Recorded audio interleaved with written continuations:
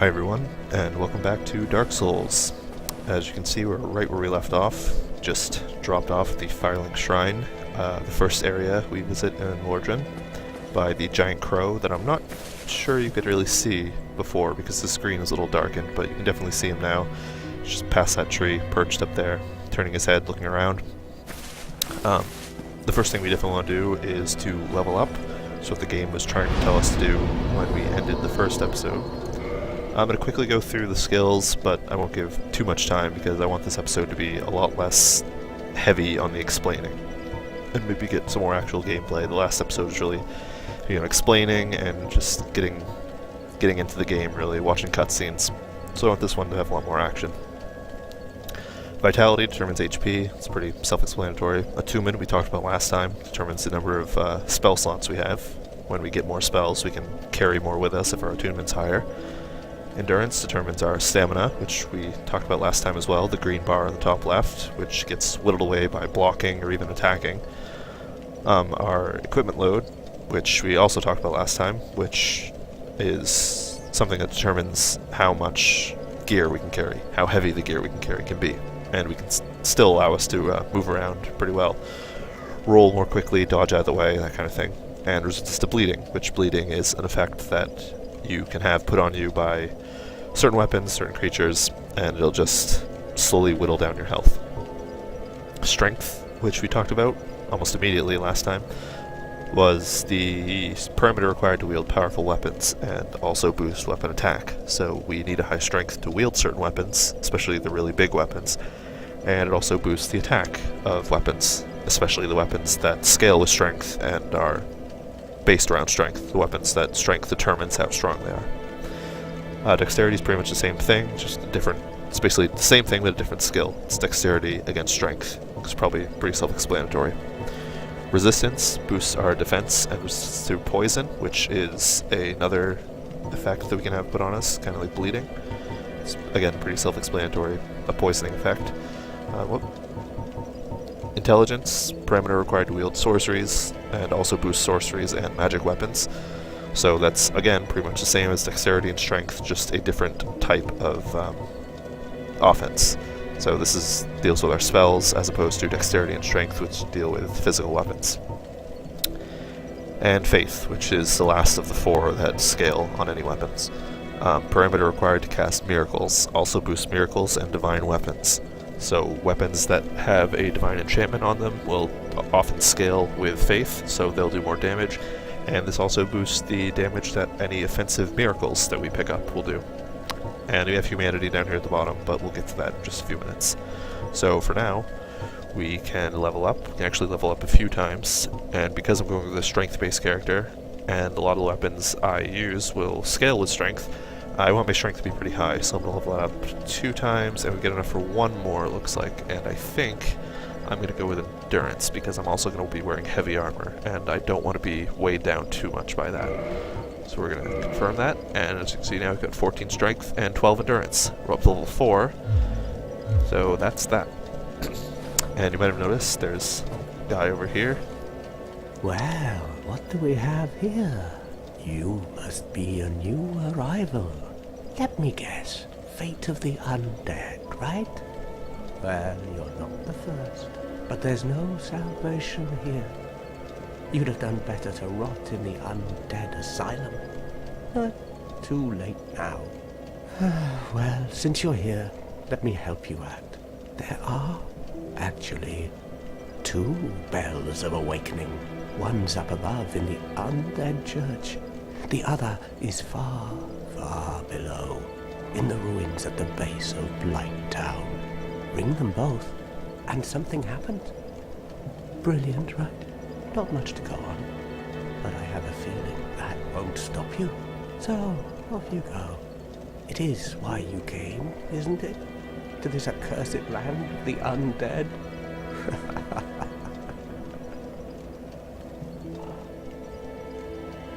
Ah, your face. You're practically hollow. But who knows? Going hollow could solve quite a bit.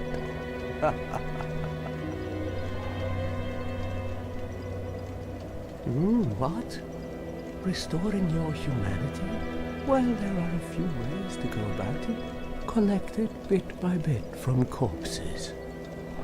Or you can butter up a cleric and get yourself summoned. And the quickest way, although I'd never do it, is to kill a healthy undead and pillage its humanity.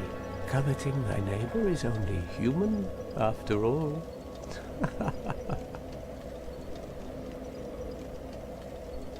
What are you looking at? Don't try anything clever. You might regret it. What? You want to hear more? Oh, that's all we need. Another inquisitive soul. Well, listen carefully then. One of the bells is up above in the undead church, but the lift is broken. You'll have to climb the stairs up the ruins and access the undead burg through the waterway. The other bell is back down below the undead burg, within the plague-infested Blight Town. But I'd die again before I step foot in that cesspool.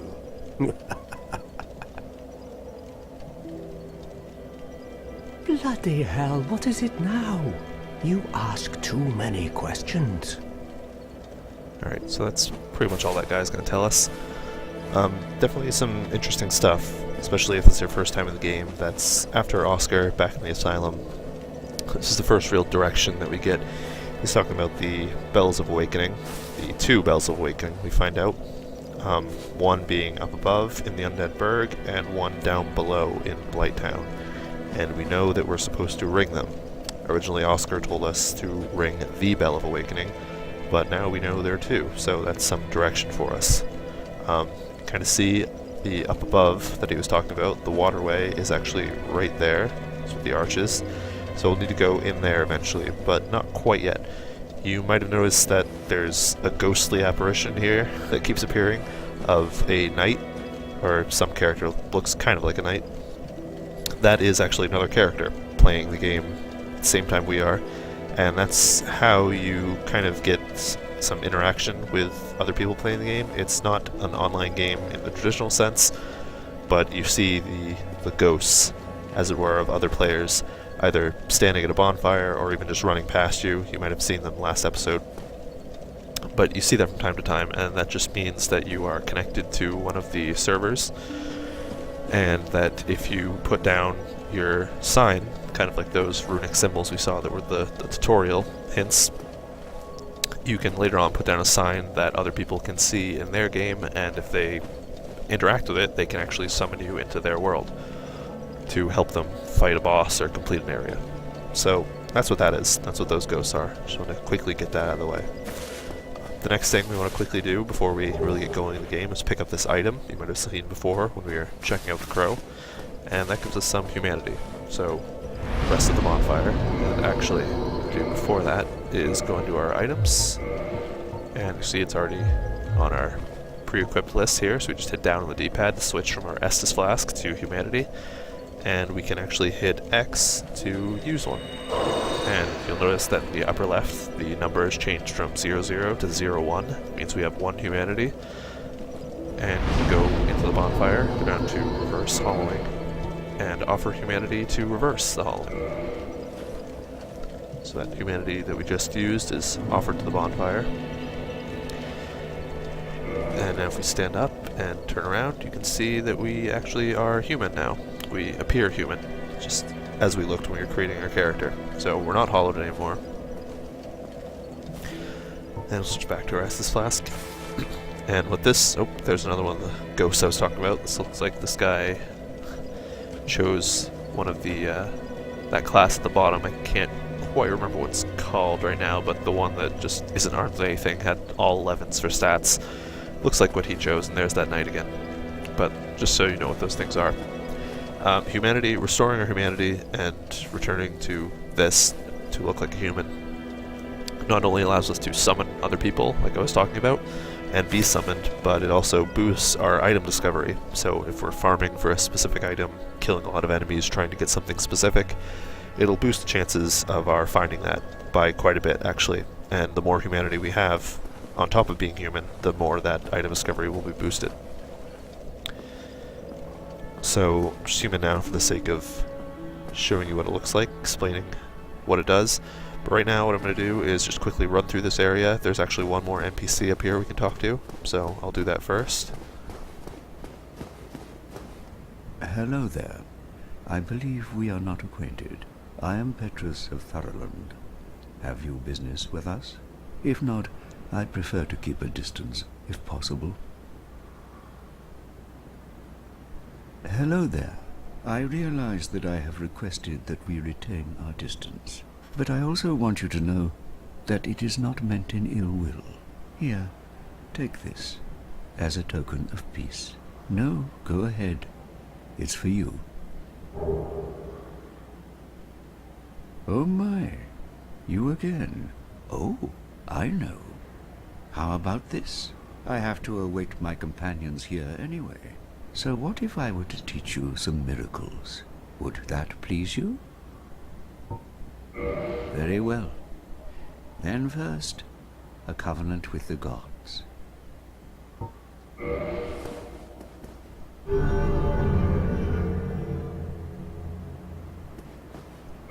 Now let me share my miracles. Only their ultimate effectiveness will be determined by your efforts and your faith.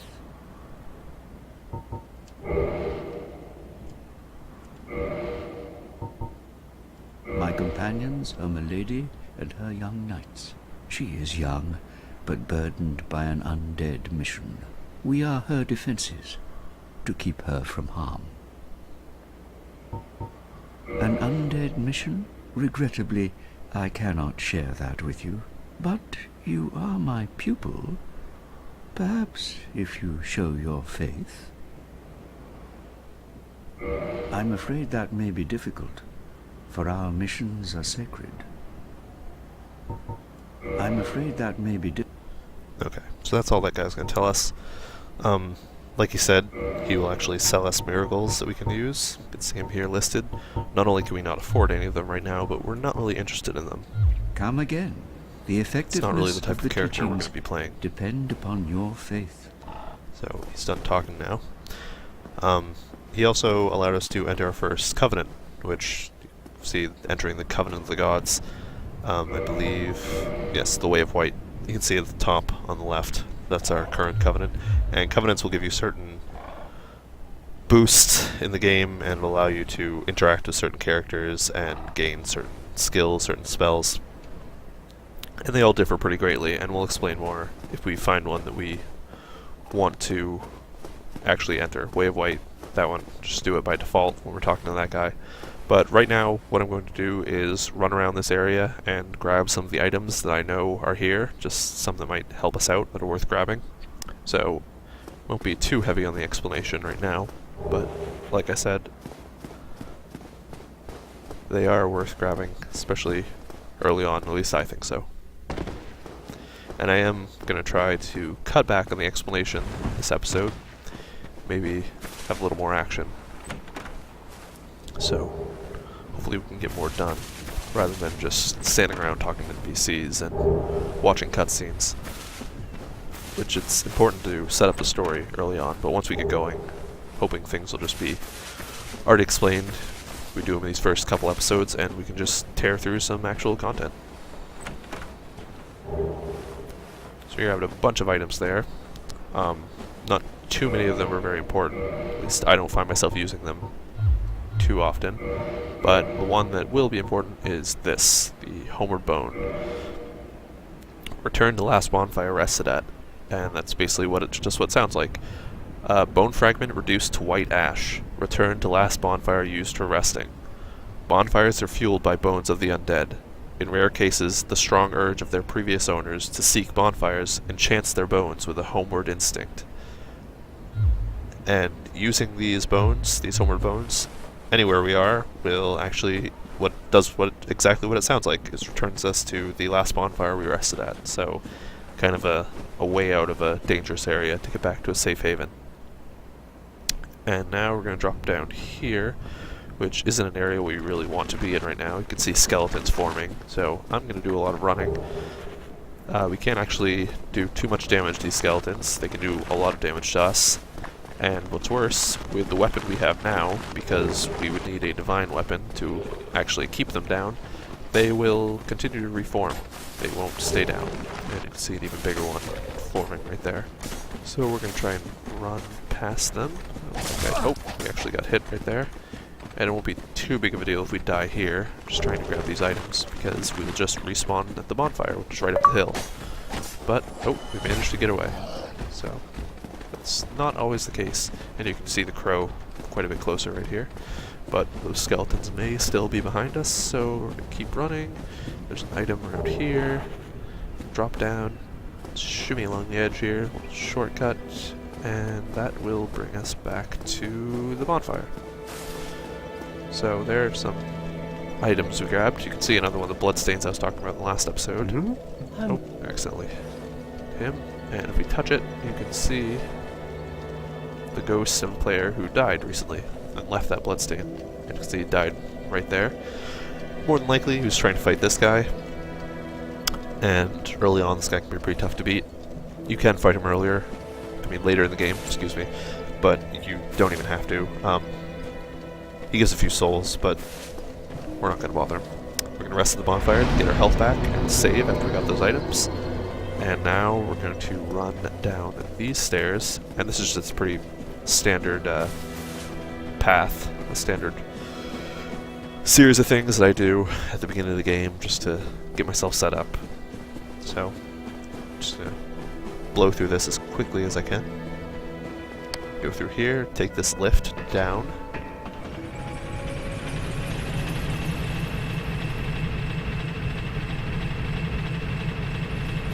I'll be facing the right way. Yep. So we come out here, and down here is another item we can grab, just another soul.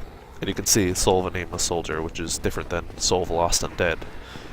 It's just a bigger version of the soul item. Will give us some more souls if we actually use it. And you can see we're in the New Londo ruins. You kind of see through the mists. There are some ruins of houses and other buildings over there. You can see even better right now. But this is, again, not an area we really want to be in right now. It's for a much higher level, much more experienced character than we are right now. We will come back here later. We definitely want to talk to this guy. Well, this is unusual. You haven't lost your head. And more importantly, you're free. How on earth? Well, I shouldn't pry. I'm Ricky of Vinine. I was once an established smith. Look at me now. Can you believe it? Hmm? What is it? Have you? Oh no. Don't worry. I've no intention of escape. It's safe here. Can't bear the thought of going hollow out there. Although, I must admit, I've not much to occupy myself. How about this? I could forge your weapons, albeit with rather minimal tools. I'll show you what made me the best in Vinine. Okay, so what this guy will do is he will enforce our weapons and armor. We'll basically level up our weapons and armor to be able to do more damage. It does require certain items that we'll get into when we come across them. He can also repair our equipment, and we can even buy some things from him. He sells 2 spells and a sorcerer's catalyst, so if we want to use spells, if we want to play a sorcerer type, we could grab these early on, and even if we didn't want to start as a sorcerer, as you know, we start as a pyromancer, but if we wanted to cast some spells, we could buy these, excuse me, could buy the sorcerer's catalyst from him and cast spells despite not starting as a sorcerer. So that kind of reinforces what I was saying earlier. You don't have to pick a sorcerer as a starting class or any of the other starting classes to play the type of game, play the type of style that that character seems obvious to lend to. So we talk to him again. What is it? There's nothing to talk about. We're both cursed, undead. But what's there really to moan about? But he apparently doesn't want to talk to us. We don't really need his services right now, so we're gonna Smithing helps soon. leave him. Gonna run up here. open this door, say we use the master key, which is one of the many uses of it. It's one of the main reasons that I grabbed it for this early run that I do. It's the reasons that I chose it over the other gifts. And I will run to speed things up a little. But you can see running drains our stamina as well, so having more endurance will give us a larger stamina bar, lets us run longer. That's just one more benefit. And what we're coming up to is the undead dragon, which he will not attack us now. You can see he's pretty terrifying looking, but we can grab this item from his claw and he won't do anything. But if we try to get the item on the right in there, or get to that point just walking in there, he will rise up and kill us if we don't get out of the way. And we don't really need these items, but I'm just going to grab the one closest, see if I can grab it without waking him up. If he does wake up, then you get a good look at the undead dragon. If he doesn't, then we were lucky. We managed to grab it, restore a straight sword. And just for the sake of giving you guys a show, I will wake him up. He's really mad, and with one swipe, he takes us out completely. See, he died. He's not happy with us. Actually spits out poison smog. But that'll put us right back to the bonfire. It's an easy run back down there. We didn't lose too many souls, only about 350, which isn't that big of a deal at this point in the game. You can easily get them back. But I'd want to show you guys the type of enemy you could come up against. It's not just the big demons like the Asylum Demon. There are definitely dragons, there are variations of demons, there's all kinds of stuff that we're going to come up against in this game. So we wait for the lift to come back up here.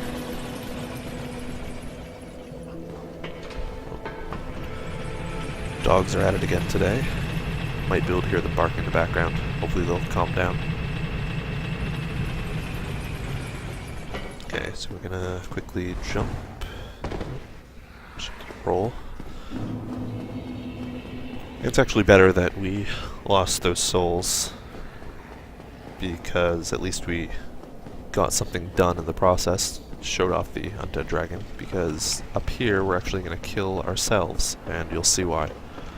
We don't want to lose too many souls in the process. So this is New Londo, the New Londo ruins, and you can see there's a ghost there that's trying to grab us. We're going to run really quickly. These ghosts are much too strong for us to take out now. We're going to grab this Firekeeper Soul, which I'll explain in a minute, but we're going to roll right off the edge and kill ourselves. Because trying to run back through that area while the ghosts are spawned in would be, well, possibly more than we could handle. And it's just easier to kill ourselves, come right back up to the shrine, and that'll complete our item run. So what we want to do now is use that Firekeeper Soul that we just got. It's kind of like the Soul of Lost Undead and the Soul of a Nameless Soldier. All the other soul items, but it does something a little different. Let's see here. Boosts the power of the Estus Flask. Soul of a long-lost Firekeeper. Each Firekeeper is corporeal manifestation of her bonfire, and a draw for the humanity which is offered to her. Her soul is gnawed by infinite humanity, and can boost the power of precious Estus Flasks. It can be used to gain humanity and restore HP at the cost of losing the Firekeeper Soul to reinforce the Estus Flasks. So what that basically means is we can go to any Firekeeper, which every bonfire has a Firekeeper. If there wasn't a Firekeeper, the bonfire would go out, and go right underneath. You can kind of tell, right up there is the bonfire, and directly underneath the bonfire, which isn't always the case where they're located, but this is the Firekeeper for the Firelink Shrine. And so you have the option to reinforce our Estus Flask with the soul we just grabbed down in the New Londo ruins. We're going to do that, and you can see at the bottom it now says Estus Flask +1, which just means that drinking our Estus Flask will heal us a bit more. And we actually can't talk to this character because she cannot speak, so that's all we have to do there. See another bloodstain here. Somebody probably fell off the edge. Nope, it looks like they're fighting. Oh, and they're dead. It actually might be the same character who died up above. They might be fighting the guy up here, maybe fighting him, or there's another character down there that you actually get into a fight with a little later on. But I'm going to save the bonfire one more time, and I'm hoping that in the next few minutes we'll be able to get to the next bonfire, and that'll be the place where we stop for this episode. So we're going to go up here, guard against this guy. Maybe just parry him. There's another one right in our face. Parried him too. I don't always get the parry, I'm not really the best at it, but these early enemies, these armored hollows, they're not too difficult to parry on. And you can also work around the back of them to get a backstab. This guy's throwing fire bombs at us, which it can't be avoided, so if we give him a kick, it goes right through his guard, and we can actually get a few hits on him. And it wasn't quite directly behind this guy, so move around and get the backstab. And you might have seen there's another enemy directly below us. Yep, see him down there. The armor on. And if we time this right, we can drop down, do a falling attack that we used in the Asylum Demon, hit him once more, and he's dead. Grab another soul of Lost Undead, and we can get a running jump to move over here, which isn't really necessary, but it is an item we can grab. A Ring of Sacrifice, and that is a ring we can equip, and you can see everything that we equip here. We equip something to our head slot, our chest, our hands, and our legs. That's all the armor we'll be getting. And if we equip the Ring of Sacrifice, lose nothing upon death, but the ring breaks. So what that means is that when we die, none of our souls or humanity will be lost to us, but the ring breaks and we can only use it once. So it's almost a better idea to not equip it and save it for a spot when we think we might die, but don't want to lose a bunch of souls we might have. So we're going to run up here. It's the waterway that the guy back at the shrine was talking to us about. And this is how we have to enter the Undead Burg. There's a giant rat here that we can hopefully take out without too much trouble. Grab another soul who is going forward off of himself. Run down the waterway. Cut through here. Up these stairs. And you can see we have made it into the Undead Burg. The next bonfire actually isn't too far away. Nope, missed the backstab. Oh, missed it again, and he's dead, so that was impressive. He dropped a Hollow Warrior Waistcloth, which is just low-level armor that we don't really want right now. There's another guy throwing fire bombs, so we can take him out.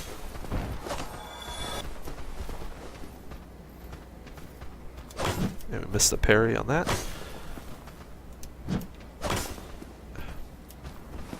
And we're pretty low on health, so I'll work my way back behind him and backstab. Heal up with our Estus Flask, newly reinforced Estus Flask. Step through this fog gate, which isn't a boss fog gate, but actually just separates this area up here. There's another soul there. I'm gonna run up the stairs, and this is coming up. This is really the first hint that the game gives us that there are bigger, badder enemies out there. You can see a drake just touched down here and flew off, and that can be pretty startling if you don't know it's there. But just, again, it's the game's way of telling us there are bigger and badder enemies out there. We fought the Asylum Demon, and he was pretty big, but now we're facing one of these little guys, and the game just wants to remind you that these guys are not the only threats. These two are giving me a bit of trouble, ganging up on me, so I'm not going to do anything fancy to take them out. And we run over here, dodging the arrows, guy up there. There's a shield that we can grab in here, and it may be better than the shield we're using right now. Actually, the shield we grabbed from the grasp of the undead dragon is actually a little better. You can see on the far left, it's 62 against 46, and I usually go by that, my shields determining if they're better or not, but really, we should go in, look at the actual stats.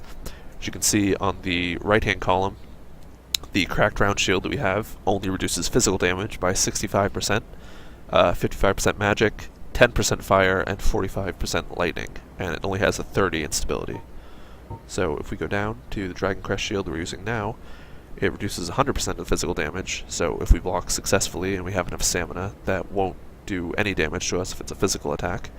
20% of magic damage, 85% of fire, 45 of lightning, and 55 stability. So it's considerably better. So we'll use that. We'll go around upstairs here, take out this guy shooting us with arrows, just hack him to pieces. He's trying to heal there with his Estus Flask, but we didn't let him. And in here will be our next bonfire. So that'll save our game. And really quickly, I'm going to set my items to the souls we've collected, so I can rapidly use them. So Proud Knight that we got from the Undead Dragon gave us 2,000 souls. That's just as much as beating the Asylum Demon, so that's definitely worth grabbing. Got a few souls of Lost Undead, which gives us 200, like I mentioned.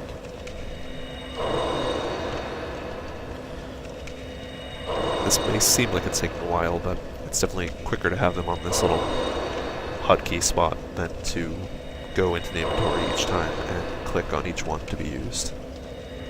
And it'll give us a lot of souls. As you can see, we have more than we've ever had already.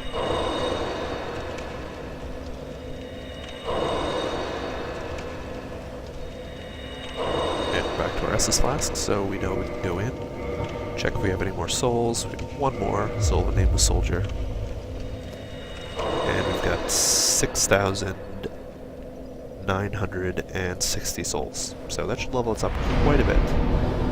I'm going to bring my endurance up a little bit, focus on strength for a few, maybe bring my endurance up to match, put a few in vitality. That seems good for now. Vitality gives us a little more health. And with that, I think that's good for this episode. We did a lot of running around, grabbing items. Might have been a little boring, but now that we're in the Undead Burg, and you can see that we've rested the bonfire, some of the enemies are back. We're not going to fight them now. But now that we're in the Undead Burg, things should speed along pretty quickly. We don't really have to do anything right now other than just play the game. But for now, last time, give a little wave, and we'll see you guys next time.